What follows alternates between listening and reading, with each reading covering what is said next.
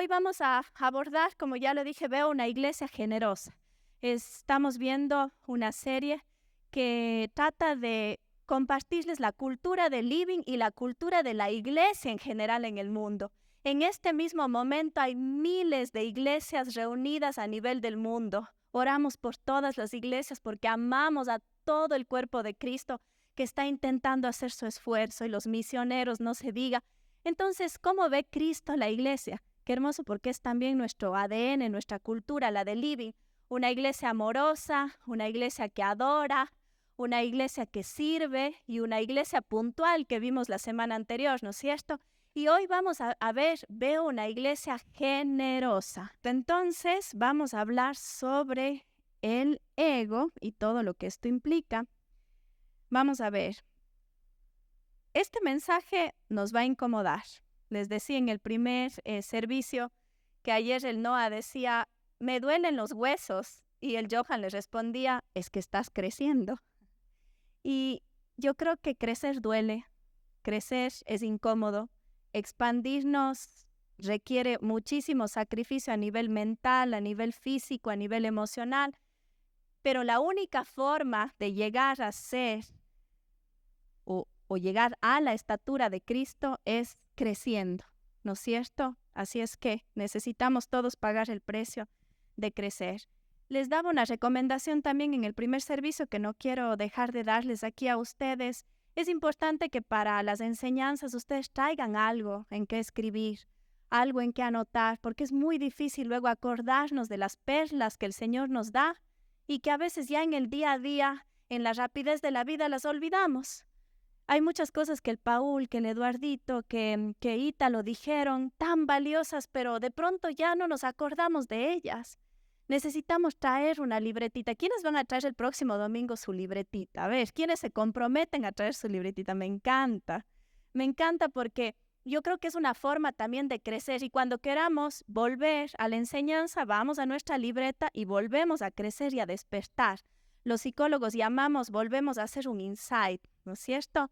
Y también les decía que en esa libreta podemos escribir los milagros y las cosas que Dios ha ido haciendo cuando Él nos ha ido hablando en la vida, para que como Moisés levantemos memoriales de recuerdo de lo que Él ha hecho por nosotros. Qué hermoso, ¿no es cierto?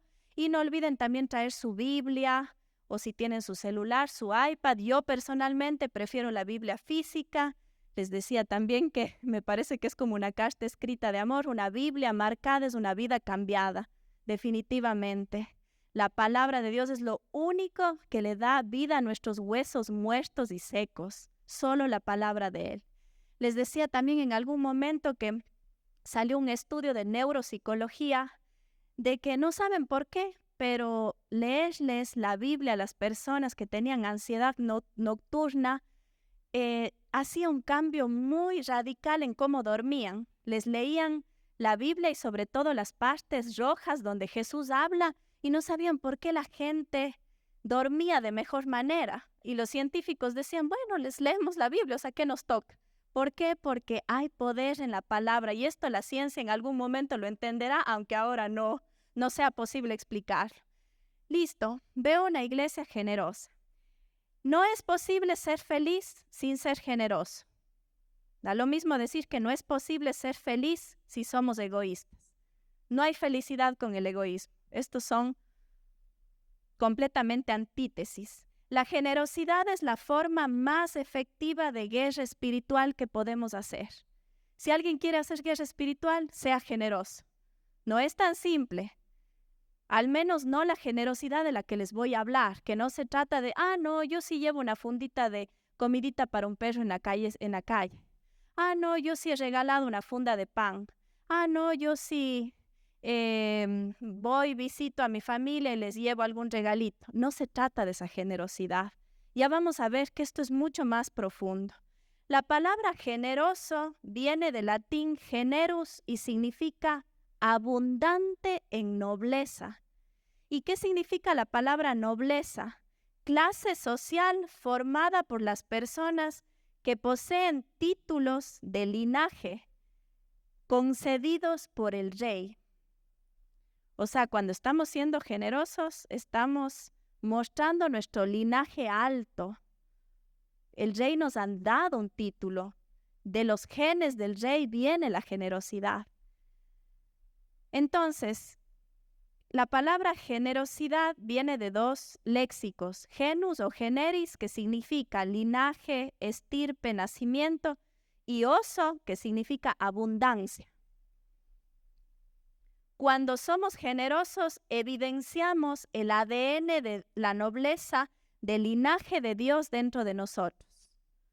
Cuando somos egoístas, evidenciamos la naturaleza de Satanás intentando renacer en nosotros. Vamos a ver 3 ideas para que pueda ser mucho más pedagógica la palabra. Empezamos con la primera. Listo. El egoísmo, que es lo contrario completamente a la generosidad, es el acto de miedo y protección más desarrollado en el interior del ser humano. ¿Qué significa la palabra egoísmo? Egoísmo se denomina a la actitud de quien manifiesta un excesivo amor por sí mismo y que solamente se ocupa de aquello que es para su propio interés y beneficio, sin atender ni preocuparse en las necesidades del resto. ¿Quiénes sienten que todavía tienen egoísmo en su corazón? A ver, seamos valientes y levantemos la mano. ¿Quiénes sienten que todavía luchan contra el egoísmo? Qué bueno, me gusta que podamos autoevaluarnos. En este tiempo existe un énfasis muy marcado en el individualismo. Estamos en la sociedad del hedonismo. ¿Qué significa el hedonismo? Pensar simplemente en mis propios deseos, beneficios, mi, yo, y no veo nada más afuera. Estaba buscando unos titulares en noticias, en periódicos, y miren lo que encontramos hoy en día, que esto nos bombardea por todo lado. Titulares que dicen: la clave para tener una buena vida está en el placer instantáneo. Titular de un periódico. Otra noticia dice: si no te hace feliz, en poco tiempo déjalo, deséchalo. No esperes más tu placer de vivir feliz al alcance de un botón. ¿Quiénes nos desesperamos cuando el microondas no sirve, cuando el celular se para o se bloquea un poquito, cuando no podemos inmediatamente hacer algo? ¿Quiénes nos desesperamos? Muchísimos, ¿no es cierto? Lo único que importa es tu felicidad, decía otro titular. Y eso es lo que hoy el mundo nos está vendiendo.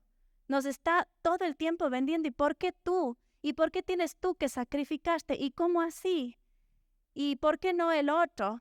¿Y por qué no atiende él tus necesidades? ¿Y por qué tú tienes que esperar? ¿Y por qué tú tienes que ser paciente? ¿Y por qué tú tienes que dar? A ti no te corresponde. ¿O por qué tú tienes que hacer este esfuerzo? ¿Por qué tú?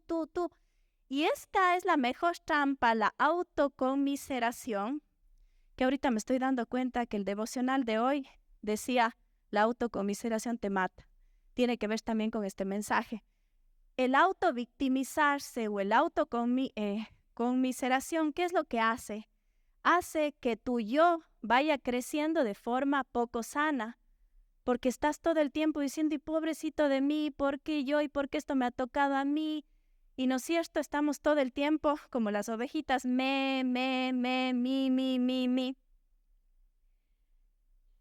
Estamos viviendo en la sociedad de Eva. ¿Cuál es la sociedad de Eva?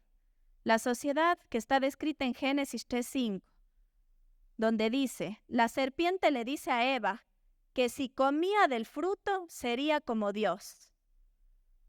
Esa es la sociedad de hoy. Queremos ser como dioses. Queremos sumergirnos a tal nivel en el mar, cuando esas profundidades le corresponden solo a Él. Él es el rey de todo lo que hay en el cielo, en la tierra, en las estrellas, en el mar, en todo. Queremos llegar a otros planetas, queremos ganarle a Dios con inteligencia artificial, queremos entender sus pensamientos. Hay personas que ya están haciendo ciudades en diferentes lugares para protegerse del fin del mundo. El ser humano está buscando ser como Dios y llegar a crear como Dios, pero le ha sido todavía imposible. Y creo que le va a ser toda la vida imposible. Entonces la sociedad de Eva es quiero ser como Dios, y comió el fruto. Y hay consecuencias que hasta el día de hoy las estamos pagando nosotros, porque el ego viene de la desobediencia de Eva, de Adán y Eva. Entonces, todo lo contrario a Eva, que dice, si como del fruto voy a ser como Dios. Todo lo contrario es Jesús, la antítesis, y él dice, el cual siendo en forma de Dios, no estimó el ser igual a Dios como cosa a que aferrarse, sino que se despojó a sí mismo, tomando forma de siervo, hecho semejante a los hombres y estando en la condición de hombre, Jesús se humilló. Imagínense, él se humilló a sí mismo, haciéndose obediente hasta la muerte y la muerte de cruz. Eva está al un lado de la moneda con su ego, con su egoísmo, quiere ser como Dios, está pensando solo en el placer de ella, en conocer más, en disfrutar más, en ver más allá de lo permitido. Y por otro lado Jesús diciendo, me despojo completamente a mí mismo. Incluso acuérdense de las palabras de él en el Getsemaní, Padre, si es posible, pasa de mí esta copa, pero si no, hágase tu voluntad. No es fácil morir al ego. Ahí salió un poco también el yo de Jesús, ¿no es cierto? El yo de, ¿cómo lo voy a hacer? Pero al final él reflexiona, entra en conciencia, se despierta y dice, pero hágase tu voluntad. Lo que tú quieres, lo que tú has planificado, no me hagas caso, ¿no es cierto? Entonces, vamos a ver cuándo se empieza a desarrollar el ego. El ego se empieza a desarrollar cuando un niño tiene como 6 meses aproximadamente. Es cuando un niño aprende a reconocer el yo, que es el ego, y el tú. Ahí es cuando se crea la identidad del niño, que la identidad es quién es.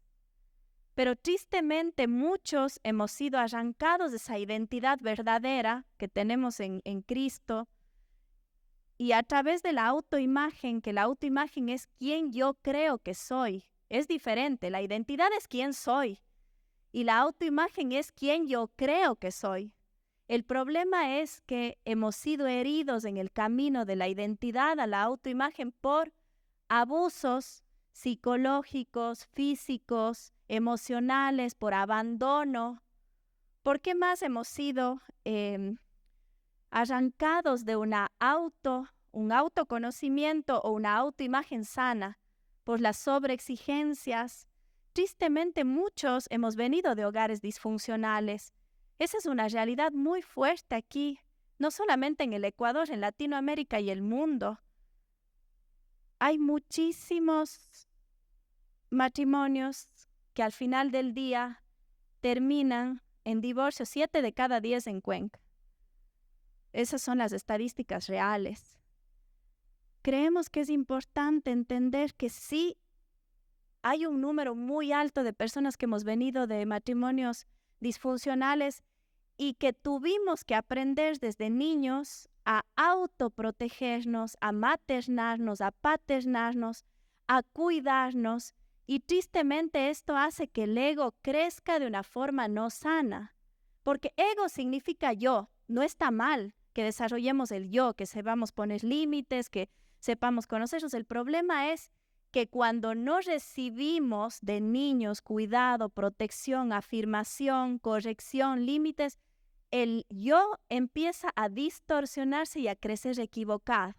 Y ahí hablamos ya del crecimiento del ego negativo, ¿no es cierto? Que es un ego que nosotros mismos lo activamos como un mecanismo de defensa ante la vida que tuvimos. Resulta que el papá era abusador, era alcohólico, drogadito, lo que quieran, o la mamá o los papás peleaban, ambientes tóxicos o abuso sexual. Todo va formando un camino de un ego negativo donde el niño solamente aprende a cuidarse, protegerse y a ensimismarse y empieza a pensar solo en él, en cómo sobrevivir. Es muy natural, ¿no? Porque ¿qué hace un niño que siente que al final no tiene quien le cuide? Él mismo activa su mecanismo de defensa. personas que han sido criadas en hogares con muchos hermanos, por ejemplo, también, a veces son 10, 12, 15, y de pronto los papás no tuvieron espacio para todos, pues ahí cada niñito va desarrollando su propio ego para protegerse. Entonces, el ego malsano, que les voy a empezar a leer, cuáles son las características de un ego negativo. Y quiero que ahorita seamos honestos con nosotros mismos y digamos, yo soy así. El ego negativo hace que las personas siempre quieran tener la razón. Ese es un síntoma de un ego negativo. Siempre quieren tener la razón. 2, la sensación de que los demás nos están atacando, nos están ofendiendo, están abusando de nosotros constantemente.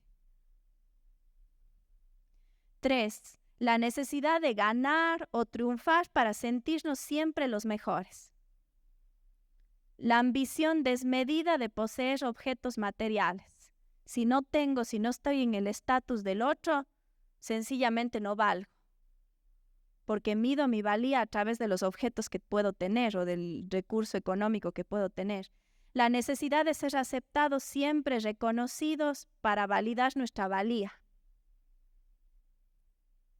En cambio, un ego positivo, que yo sí les digo, es muy poca la población que tiene en el mundo este ego saludable, muy poca. No piensen que están en ese porcentaje. Es mejor pensar que uno está en el otro para crecer de repente. Porque el ego lo que hace es autoprotegerse y autojustificarse. No, eso no es para mí. No, yo soy bien humilde. Yo. No, sí, si a mí me han hecho horrores. Y yo sigo ahí, yo sigo. No. El ego saludable. Son las personas que tienen un ego saludable, las que tienen conciencia objetiva de sí mismos. Es decir, pueden y tienen la capacidad de autoevaluarse objetivamente. Conocen sus limitaciones, sus defectos y saben cuidarse física y emocionalmente. Yo quisiera que tomemos un minuto, vamos a hacer lo mismo que el primer servicio para pensar cuáles son mis limitaciones y mis defectos. ¿Cuáles?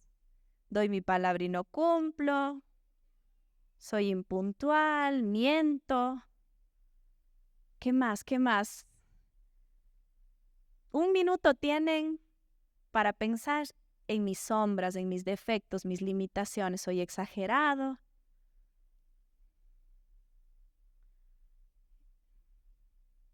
¿Qué más? Un minuto. Cierren los ojitos y piensen.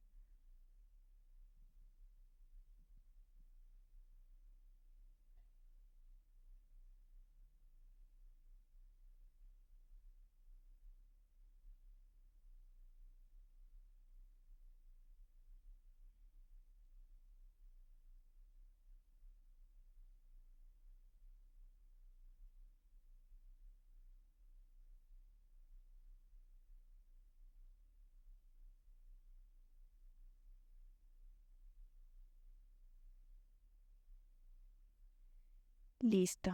Qué lindo ver sus caritas, algunos así de susto, de felicidad, se ríen de ellos mismos y así nos vamos descubriendo, ¿no es cierto? Pero hay muchas limitaciones que tenemos y hay muchos momentos en los que salta el ego.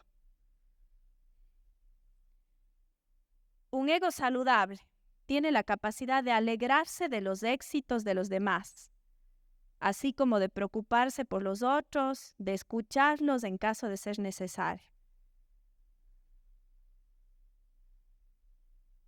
Yo siento que yo soy muy mala para escuchar, yo estaba pensando hace un rato.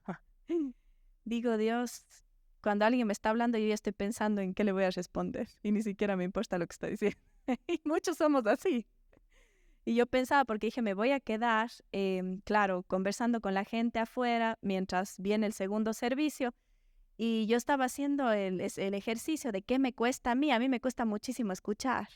¿Y cuántos de nosotros estamos ya listos para responderle y ni siquiera estamos disfrutando de lo que te está diciendo? Solo piensas que ya tienes la respuesta. Tal persona me está diciendo, yo le voy a ayudar diciéndole esto, pero no, eso es ego. Porque hay personas que solo te quieren hablar, decir algo, abrir su corazón. Y para mí es una lucha, uno tiene que disfrutar lo que le están diciendo. No siempre estás listos para responder. Porque hay veces que nada más la gente quiere sentirse escuchada, amada. Entonces, me queda poquísimo tiempo. Ok, listo. Las personas con un ego positivo bien formado desde chiquitos también admiten sus errores con humildad. Van y piden disculpas. Están predispuestos a aprender todo el tiempo, a rectificar y a superarse constantemente. Listo, vamos a avanzar con la segunda idea. Cuando estamos dando tiempo, palabras, recursos, es el momento en la vida que más nos parecemos a Dios. Qué hermoso, ¿no es cierto? Vamos a ver cómo actuó Jesús con la gente. La gente se dirigía a Jesús por 3 razones. Podía ser por una necesidad, o porque estaban heridos, o porque tenían una pregunta. Y Jesús nunca les recibió como yo les recibo, ya pensando qué responder. O Él nunca les cuestionó, diciéndoles, ven por las razones correctas, ¿por qué quieres solo que yo te esté ayudando? ¿Qué me vas a dar tú a mí? ¿Yo qué gano de esto? Jesús siempre les recibió e incluso Él en su primer sermón dijo, el Espíritu del Señor está sobre mí, por cuanto me ha ungido para anunciar buenas nuevas a los pobres, me ha enviado a proclamar libertad a los cautivos, dar vista a los ciegos y a poner en libertad a los oprimidos, a pregonar el año del favor del Señor. Cuando estamos dando, cuando estamos siendo generosos, es cuando más nos parecemos a Dios. La naturaleza de Él es dar. Él dio, creo que lo más valioso que uno tiene, y todos los que tenemos hijos hagan el ejercicio, a su Hijo. Y hemos escuchado tanto esto que a veces ya lo sagrado se nos ha hecho como, sí, Jesús dio a su Hijo porque amó tanto al mundo. Chévere. Y no nos damos cuenta lo que eso implica. Es sacarle a la bebé, que por cierto les cuento a ustedes también, para no ser injusto, hoy cumplo 7 meses. Ya mismo nace la pastorita, se va a llamar Eduarda, es nena. Entonces, qué lindo, ya falta poco para conocerle. Ya ven, ese es el ego, yo quiero hablarles de mi embarazo. No, les quiero compartir porque ustedes son mi familia. Lo que les quiero decir es que no puede hacernos o no se nos puede hacer común que Dios nos dio a su Hijo. Eso es increíble. Imagínense en este momento sacarle a la bebé y estrangularle porque simplemente lo hago. Eso hizo Dios por amor a nosotros. Yo no sé, yo creo que iría al infierno, prefiero ir al infierno que matarle aquí a la bebé. De verdad, porque nosotros somos humanos y pensamos así, pero imagínense el dolor de Dios al hacerlo, pero lo hizo. ¿Hay alguien más generoso que Dios? Nadie más generoso. Y cuando estamos siendo generosos nos parecemos a su naturaleza, nos metemos en su naturaleza. Qué hermoso porque nosotros somos como esos bebés que estamos en el vientre de Jesús, ¿no es cierto? O al revés, Jesús está en nuestro vientre. Y se tiene que notar, así como un embarazo se va notando, el hecho de que Jesús esté en tu vida tiene que notarse, algo tiene que ir cambiando. ¿No es cierto? Hay que ir dando frutos porque no podemos estar eternamente tomando leche, dice Pablo. Empiecen a comer carne. Entonces, hoy en la mañana me pasó algo bien bonito porque yo estaba súper ansiosa por la prédica. No sé por qué, yo soy sanguínea, casi no me pongo ansiosa por estas cosas, pero hoy día sí estaba ansiosa. Me levanté muy temprano, antes de que suene el alarma. Y ¿saben qué? La bebé estaba temblando. Yo le toco y estaba temblando. Y yo dije, wow, Dios, así deberíamos ser nosotros dentro de ti. Todo lo que tú sientes, nosotros sentir. Y todo lo que nosotros sentimos, tú lo sientes. Es como estamos pegaditos ahí. Entonces yo estaba ansiosa y ella temblaba como gelatinita. Yo decía, ella también está nerviosa porque vamos a ir las dos a predicar. Qué hermoso saber que cuando estamos con el Espíritu Santo adentro es como un embarazo que empieza a crecer, a crecer, a crecer y la gente va notando. Hay cambios en tu vida. Sientes que desde que llegó Jesús, tu corazón se ha roto, ha caído en la tierra y ha empezado a germinar algo o sigue siendo el mismo. Diciendo, no, yo soy así, ya tengo 40, 50 años, yo ya así me de morir, ya si Dios quiere que me acoja al cielo, sino que me mande al infierno. Yo así soy. ¿Cuántos de nosotros seguimos ahí victimizándonos, no? Y yo primerita es que así fue mi historia, es que qué duro, es que porque yo. Y el Señor me dice, no, ¿por qué tú? Porque tú eres linaje escogido, nación santa, porque en ti está nobleza, porque en ti está mi ADN, en ti está mi sangre. Tú has sido llamada a ser generosa de las naciones.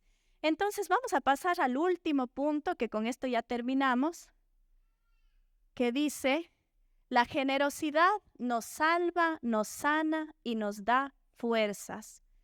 Este pasaje a mí me impactó, creo que lo había leído, pero nunca le había como digerido. Isaías 58:9, que está aquí mismo. Perfecto. Yo les voy a leer un poquito más de lo que está ahí. Dice, compartan su comida con los hambrientos y den refugio a los que no tienen hogar. Denles ropa a quienes la necesiten y no se escondan de parientes que precisen su ayuda. Entonces su salvación llegará como el amanecer. Y escuchen esto que me impactó. Y sus heridas sanarán con rapidez. Uno se sana cuando es generoso, cuando sirve, cuando da. Su justicia los guiará hacia adelante y atrás los protegerá la gloria del Señor. Entonces cuando ustedes llamen, el Señor les responderá, sí, aquí estoy. Les contestará enseguida. Levanten el pesado yugo de la opresión, dejen de señalar con el dedo y de esparcir rumores maliciosos. Alimenten a los hambrientos, vuelve a decir, ayuden a los que están en apuros. Entonces su luz resplandecerá desde la oscuridad. ¿Quiénes están en depresión? ¿Quiénes están en oscuridad? Aquí está la clave. Alimenten a los hambrientos, ayuden a los que están en apuros y ahí la luz va a resplandecer sobre su depresión, sobre su ansiedad. Y la oscuridad que les rodea será tan radiante como el sol del mediodía. El Señor los guiará continuamente, les dará agua cuando tengan sed, y escuchen esto, y restaurará sus fuerzas. Será como un huerto bien regado, como un manantial que nunca se seca. ¿Quiénes hoy sienten que han venido sin fuerzas, que tienen un cansancio crónico que no se logra recuperar con horas de sueño? Porque es un cansancio de meses, de cúmulos de preocupaciones, de abandono, de soledad, de miedo, de angustia de todo tipo, financiera, angustia emocional, psicológica. El Señor dice, anda, da, alimenta, da tu vida. Me encanta lo que Jesús dice en este versículo. Si alguno quiere ser mi discípulo, olvídese de sí mismo. Cuando el ego te dice, preocúpate de ti, tienes que ocuparte de solo tus necesidades, qué es lo que a ti te importa. Jesús dice, si alguien quiere ser mi discípulo, olvídese de sí mismo. Cargue su cruz y sígame. ¿Y saben cuál es la cruz de hoy en día? La cruz es el egoísmo, que tenemos que morir en nuestro cuerpo cada día. Niéguese a sí mismo, olvídese a sí mismo, cargue su cruz y sígame, porque el que quiera salvar su vida, la perderá, pero el que pierda la vida por causa mía, por aceptar el Evangelio, lo salvará. ¿De qué le sirve al hombre ganar el mundo entero si pierde la vida? O hay versiones que dice que si pierde su alma. No es posible ser egoísta y ser feliz. No hay persona más triste que aquella que vive en sí misma. Jesús es el mayor ejemplo de la muerte del egoísmo. Jesús es el mayor ejemplo de la muerte del egoísmo. La vida de Jesús es el ejemplo del despojo a uno mismo y del vaciamiento completo.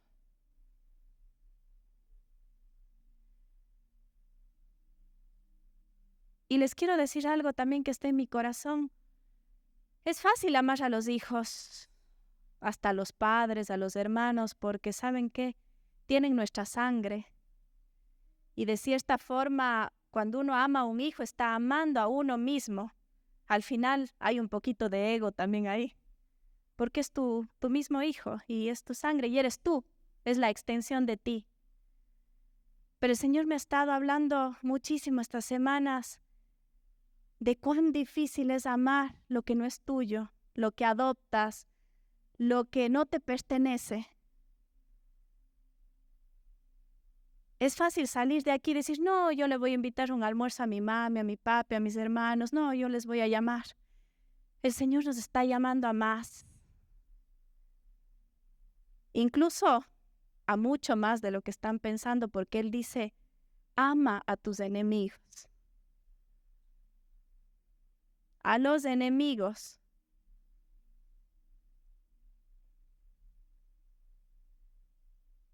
¿Quiénes están esperando allá afuera por un abrazo, una palabra, una llamada, una funda de pan, un pañal? Yo pensaba en las familias que nosotros atendemos en Liberi, que nos decían que un pañal les sirve para 7 puestas. Ellas utilizan 7 veces un mismo pañal. Le recortan, le rompen, le lavan, le vuelven a pegar 7 veces. Y de pronto nosotros pasamos por las calles y ya les vemos viviendo ahí. Y decimos, bueno, simplemente es la vida que les tocó, pobrecitos. O les dejamos una moneda, o les damos un pan y nos vamos felices. Y el Señor me ha estado hablando muchísimo estas semanas en general y me ha dicho, Gaby, lo que haces por uno de estos pequeños, por mí lo estás haciendo. Y cuando alguien no te pueda pagar lo que estás haciendo, serás mucho más bendecido y la recompensa será mucho más grande cuando no te pueden pagar. Y cuando estás yendo aún más allá de tu ego y tus fuerzas, yo les decía que para mí han sido semanas de mucha prueba, que yo he dicho, no, Señor, ya no quiero más. ¿Y yo por qué? ¿Y cómo así? A mí no me toca hacer esto. ¿Y yo por qué? Pues sí, yo no. Y el Señor me ha susurrado y me ha dicho, lo que haces por uno de estos pequeños, por mí lo estás haciendo. Y luego yo, no, Señor, pero piensa bien, porque a mí no está bien. Voy a la Biblia y me habla. No crean que solo me habla cosas lindas. El Señor me habla mi vida muy fuerte. Y cosas duras. Que yo ahí estoy media hora, 1 hora peleando con Él, llorando. Pero no, Señor, esto no es parte de lo que me prometiste, Señor. Gaby, un poco más. Ahora el vestido, ahora la manta, ahora una milla extra. Ahora y yo, Señor, ¿hasta cuándo? ¿Y saben qué? Él me dice todo el tiempo hasta que estés vacía completamente de ti. Vacía completamente hasta que puedas decir, he entregado mi vida a tu servicio. He entregado mi vida a las personas que tú me has puesto.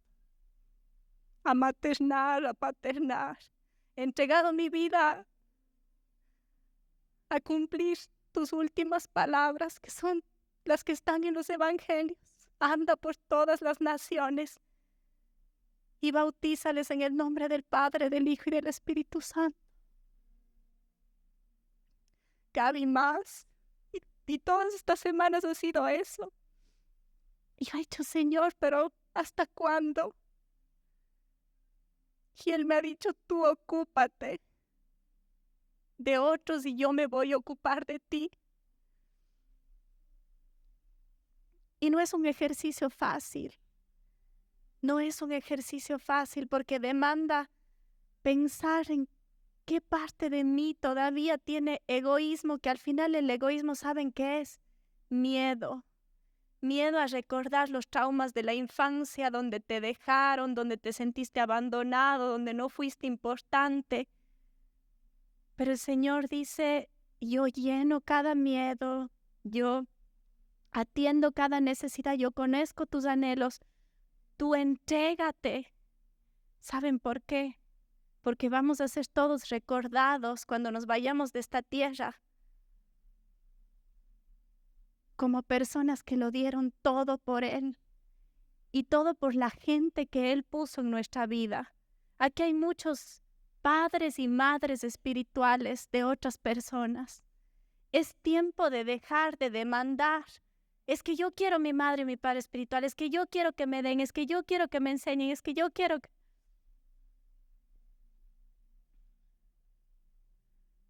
Ahorita le veo a mi Isnita y es increíble porque ella, por ejemplo, es alguien que todo el tiempo está dando, te llama, te da palabra, te busca. Ella se hizo cargo de 5 hijos, 3, 5 que no eran de ella, 4. En total tuvo 9 chiquitos, ¿no? 10. Esta mujer tuvo 5 hijos propios, 6 hijos propios y 4 hijos de su esposo, que su esposa había fallecido antes y él enviudó. Y ninguno de ellos fue diferente. Ella tuvo 10 hijos. Un aplauso para la Mishnita.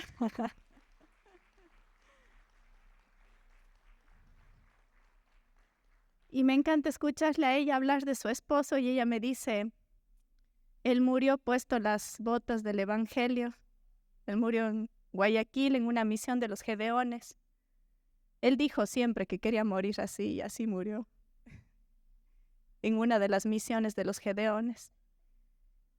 Y qué hermoso porque yo le veo a Mishnita y digo, qué legado nos deja esta mujer. Y yo le decía, Señor, yo quiero que cuando me recuerden como alguien que lo dio todo, que no se quedó para sí nada. Esta misión te pongo, Gaby, ok, Señor, no estoy feliz, no lo hago con todo el agrado de la vida, pero sé que en algún momento tú alinearás mi corazón al tuyo. Y ¿saben qué? La alegría que se encuentra cuando uno da todo por otros. Ya cuando la Bibi se sienta ahí es que ya estoy repasadísima de tiempo. Ya me asusté. Ok. ¿Saben? Hoy el Señor nos está llamando a hacer una renuncia de algún tipo. ¿Cuál es la renuncia que tienes que hacer? Y ¿saben qué? Desde que predicó el Paul, yo sé que mucha gente se quedó con ganas de servir en la iglesia porque él predicó sobre el servicio. Y hay muchas áreas de la iglesia donde podemos ser generosos. Hay muchas formas, por ejemplo, quedándonos un momento, hablando con la gente, abrazando, preguntando cómo están. No solamente el mismo grupito de amigos y me voy a comer rápido porque ya tengo hambre. Yo, mi ego. Quedémonos un rato disfrutando de las otras ovejitas y viendo en qué momento de su proceso están.